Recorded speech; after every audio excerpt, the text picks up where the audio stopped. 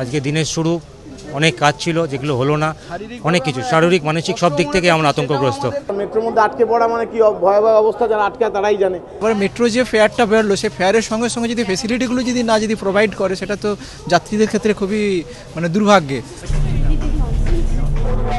সোমবার সপ্তাহের প্রথম কাজের দিনে মেট্রো সুড়ঙ্গে ভয়াবহ অভিজ্ঞতার সাক্ষী রইলেন যাত্রীরা, শিকার হলেন চূড়ান্ত হয়রানির। এদিন সকাল 11:30 নাগাদ ময়দান স্টেশন ছেড়ে বেরোনোর পরই ঘটে বিপর্যয়। পার্ক স্ট্রিট স্টেশনে ঢোকার মুখে হঠাৎই বিকল হয়ে যায় দমদমগামী নন এসি মেট্রো রেক, নিভে যায় কামরার আলো, বন্ধ হয়ে যায় পাখা। আতঙ্কে যাত্রীদের মধ্যে হুড়োহুড়ি শুরু হয়ে যায়। গরমে দম বন্ধ করা পরিস্থিতি। দীর্ঘক্ষণ অন্ধকার সুড়ঙ্গে আটকে থেকে অসুস্থ হয়ে পড়েন বেশ কয়েকজন যাত্রী। দম নিতে আমারই কষ্ট হচ্ছিল, বাচ্চা তো আর কি করবে। কোনোভাবে কেউ কোনো হেল্প করা বা রেস্কিউ করতে আসা, কোনোভাবে কিছু হয়নি। ওখানে নেমে দেখলাম কুকাপ অন্ধকার, বাচ্চা অনেক ছিল, স্কুলের ছেলে মেয়ে ছিল। ওই অবস্থায় দাঁড়িয়ে দমবন্ধ একটা অবস্থা, বয়স্ক যাদের হার্টের প্রবলেম আছে, রীতিমতো ভয়াবহ অবস্থা।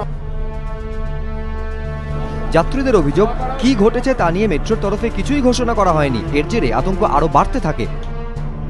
সব থেকে আশ্চর্যজনক যেটা ব্যাপার, যে মেট্রো রেল থেকে কোনোভাবে কোনো হেল্প বা বারবার মেসেজ করা বা বারবার একটা মেল করা, কোনোভাবে কিছু পাইনি।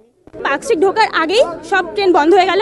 বন্ধ হয়ে যাওয়ার পর তার 10 মিনিটের মধ্যে লাইট অফ হয়ে গেল। কোনো অ্যানাউন্সমেন্ট নেই, কিছু নেই। শুধু একবার বলা হলো ট্রেনটা খারাপ হয়ে গেছে, আপনারা একে একে বেরিয়ে আসুন, টানেলের মধ্যে দিয়ে আমরা বের করবো। কিন্তু এর মধ্যে যে সাফোকেশন হচ্ছে, আর একবারের জন্য কোনো সাহায্য কেউ কিচ্ছু করছে না।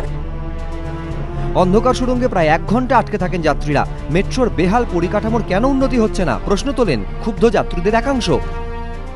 আজকে এতটা দাম বাড়ানো হয়েছে টোকেনের, সেখানে প্রতিটা মানুষ, সাধারণ জনগণ কেন ভালো পরিষেবাটা পাবে না? স্পেসিফিক্যালি মেট্রো কর্তৃপক্ষদের উচিত এই সমস্ত জিনিসগুলোকে অ্যাভয়েড করানো, এই পুরনো রেকগুলোকে বাতিল করা।